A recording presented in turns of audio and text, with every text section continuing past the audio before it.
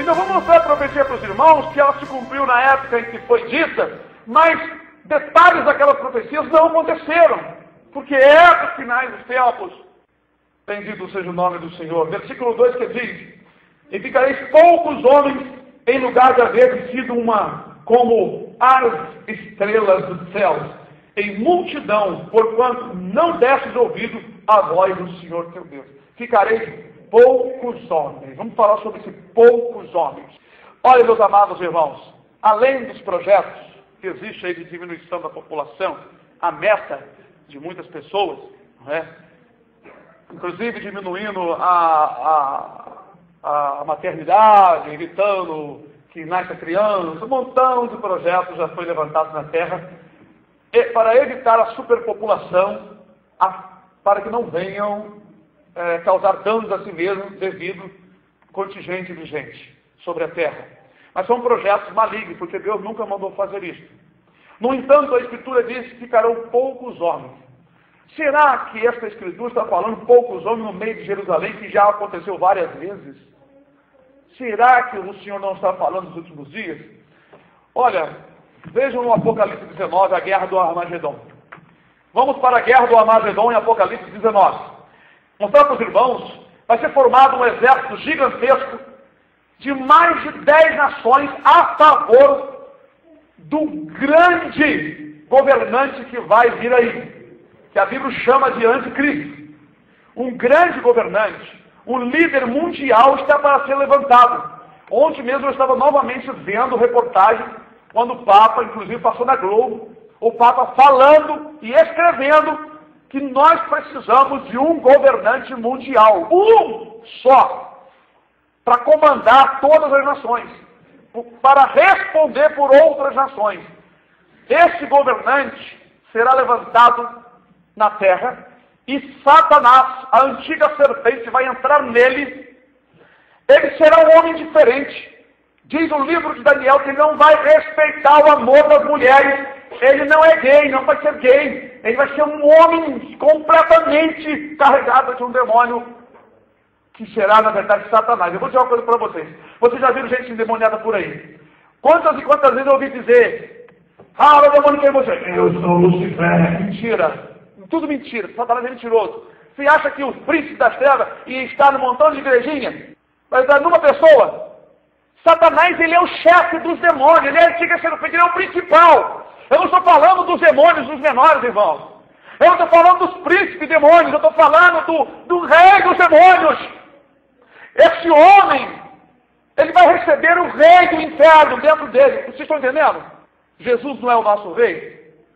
Olha, Jesus não está pessoalmente dentro de mim, irmãos. Ele atua em mim porque o Espírito Santo está aqui. E o Espírito Santo traz a presença do Senhor Jesus em mim. Então Jesus habita em mim pelo Espírito Santo. O Espírito Santo, ele manifesta Deus, ele manifesta Jesus, ele manifesta o céu, ele manifesta a glória do Senhor dentro de nós. É Ele que comunica Deus conosco. Ele é a ligação entre o homem e Jesus. E Jesus e Deus. Bom, Apocalipse 19, versículo 11. Ele viu o céu aberto, e eis um cavalo branco, e o que estava sentado sobre ele chama-se Fiel e Verdadeiro, e julga e peleja com justiça. E seus olhos eram como chama de fogo. Sobre a sua cabeça havia muitos diademas, e tinha um nome escrito que ninguém sabia senão ele mesmo. E estava vestido de uma veste salpicada de sangue. E o nome pelo qual se chama é... Então, se você diz que ama Jesus e não gosta da palavra, esquece Jesus na sua vida. Porque você é mentiroso. E você não existe a verdade. Se o irmão diz que ama Jesus, mas não ama a palavra, você não é verdadeiro. Porque Ele é a palavra. Ele mesmo disse isso. Aquele que tem os meus mandamentos e os guarda, é esse que me ama. Você só pode provar que ama a Deus se você amar a palavra, porque Ele é a palavra. Ele é a palavra. Se você não gostar da palavra, você não gosta de Jesus. Você está com falso ensinamento, porque Ele é o verbo, Ele é a palavra. E seguiram os exércitos do céu em cavalos brancos e vestidos de linho fino, branco e puro. Glória a Deus. E da sua boca saiu uma aguda espada para ferir com ela as nações. Essa espada é a própria palavra. E ele as regerá com vara de ferro, E ele mesmo é o que pisa o lagar do vinho, do furor da ira de Deus Todo-Poderoso. E no vestido e na sua coxa tem escrito este nome: Rei dos Reis, Senhor dos Senhores.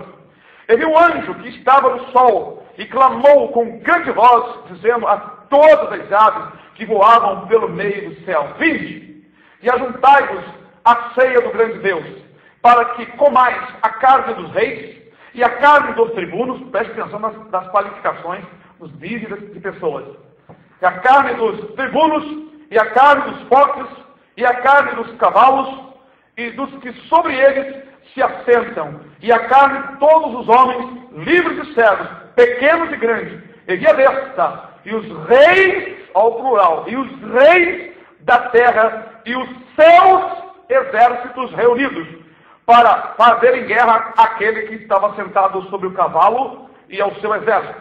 E a besta foi presa, e com ela o falso profeta, que diante dela fizera 8 sinais, com que enganou os que receberam o sinal da besta, e adoraram a sua imagem. Estes 2 foram lançados vivos no ardente lago de fogo e enxofre, e os demais foram mortos com a espada que saía da boca do que estava sentado sobre o cavalo, e todas as aves se fartaram das suas carnes. Irmãos, a espada é a ordem de Deus. Anjos, não sei, talvez santos com o Senhor, vai se infiltrar nessa guerra e vai matar, irmãos, esses exércitos. Irmão, mas são bilhões de gente. É muita gente que vai morrer. No final dessa guerra, presta bem atenção, gravem a guerra do Armagedon. É a guerra no final da grande tribulação, porque durante os 7 anos de grande tribulação, a besta vai formar um exército gigantesco na terra inteira. Militares de vários países vão ter uma só lei, uma só ordem, e um homem vai reger todo mundo, mas esse homem não será um homem comum, irmão. Não adianta você chegar com um caminhão de joias preciosas, de ouro, mulheres bonitas, ou casas, ou coisa bonita, para querer persuadi-lo, porque ele simplesmente vai tornar isso para ele como lixo. Jesus disse que se ele, Deus, não abreviasse esses dias, nenhuma carne relacione uma coisa com a outra. Fique ligado para vocês entenderem, tá? Nenhuma carne se salvaria, irmãos. E tão poucos homens que vão restar sobre a terra. Lembra que eu já mostrei para os irmãos no Apocalipse sobre as 2 grandes matanças de seres humanos antes dessa guerra do Armagedon? Antes! Então vamos lembrar Apocalipse 6, versículo 8. E olhei, e eis um cavalo amarelo, e o que estava sentado sobre ele tinha por nome Morte, e o inferno seguia, e foi-lhe dado poder para matar a 4ª parte da terra, com espada, com fome, com peste e com as feras da terra. Lembra da peste que eu falei lá em Deuteronômio? Pragas que não estão escritas, ou peste, é a mesma coisa. Fome. Por que fome? Não falamos para os irmãos do grande meteoro que vai cair, vai destruir a 3ª parte dos navios, muitas embarcações, muitos navios mercantes que trazem mercadorias de grande importância para as indústrias, mercadorias de matéria-prima. Isso vai danificar o comércio.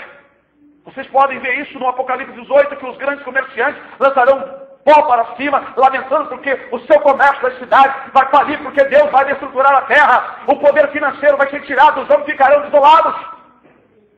Irmãos, prestem atenção à Escritura, irmãos, porque tem muita coisa que se estudar e que considerar. Porque até mesmo pessoas de exército, de inteligência, cientistas, estão preocupados. Se houver uma guerra, vai ser uma coisa fatal. Aqui 1/4 da humanidade. Parece que já estamos mais de 6 bilhões na Terra.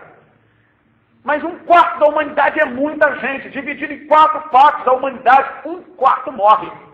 Fica só 3 partes. Ficando essas 3 partes, vocês vão para o Apocalipse 9. Aí é dizimado mais um bocado. Apocalipse 9, versículo 15. Aqui fala sobre 4 anjos, 4 demônios que estão presos, não sei se já foram soltos, mas a finalidade deles é outra também. É para matar. Veja, vou ler o 13, 14 e 15. E tocou o 6º anjo a sua trombeta, e ouvi uma voz que vinha das 4 pontas do altar de ouro, que estava diante de Deus. a qual dizia ao sexto anjo que tinha a trombeta: solta os 4 anjos que estão presos junto ao grande rio Eufrates. Essa palavra soltar vem de uma expressão de que alguém estava preso. No caso, não eram anjos de Deus, eram demônios. Os demônios também são chamados anjos, anjos caídos. E foram soltos 4 anjos que estavam preparados para hora, e dia, e mês, e ano, a fim de matarem a terça parte do que restou dos homens. Primeira, 1/4, depois a terça parte. Olha como é que é interessante. 1/4 da humanidade morre. Depois o que resta, 1/3 morre. É praticamente a metade. Ainda morre muita gente pela desgraça que vem pela frente. No final, o exército da besta, reunido de grandes e pequenos, livros e servos, vão ser quase totalmente extinguidos da face da terra. Quando Jesus voltar na face da terra, poucos homens haverá sobre a face da terra. A Bíblia fala isso no Velho Testamento. Segredo que muitos não podem detectar, se Deus não quiser revelar. E eu não me glorio por saber. Mas me alegro em ter recebido de Deus. Vamos para o livro de Isaías, capítulo 24, por favor, para que os irmãos juntamente conosco possam atentar para a palavra de Deus.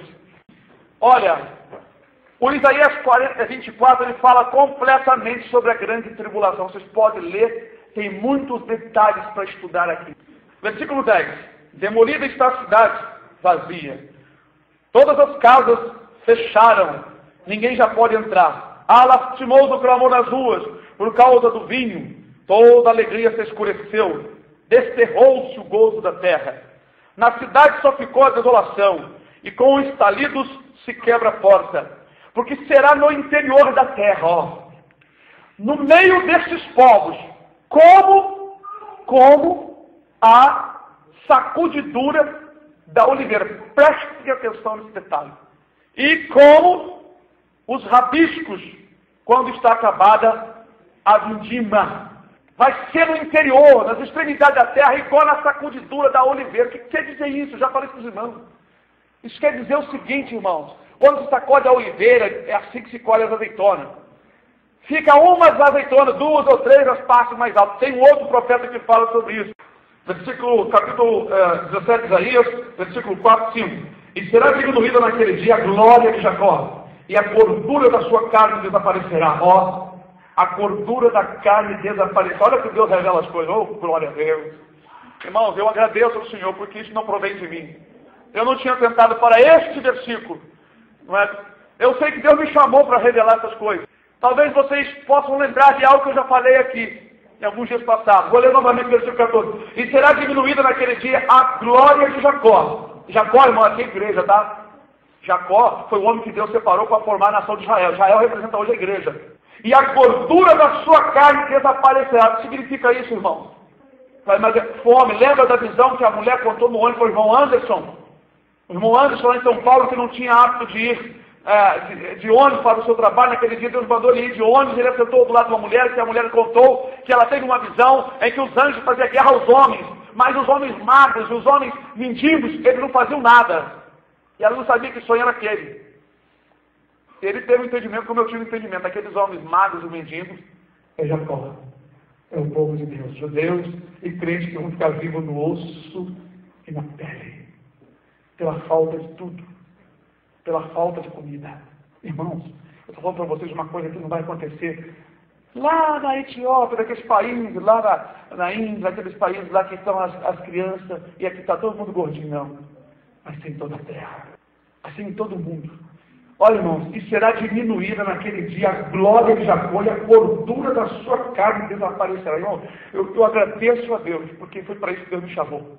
Para me revelar coisas grandes e que eu não sei. Aleluia. E o Senhor, irmão, está aqui embutido no lugar de várias profecias, segredos, que Ele deixou espalhados na Bíblia. Está cheio de segredos. Olha, tem gente, irmão, gente muito grande na face da terra que você não conhece, que ficam tentando descobrir os códigos da Bíblia. Isso aqui é um código. Aqui está um código.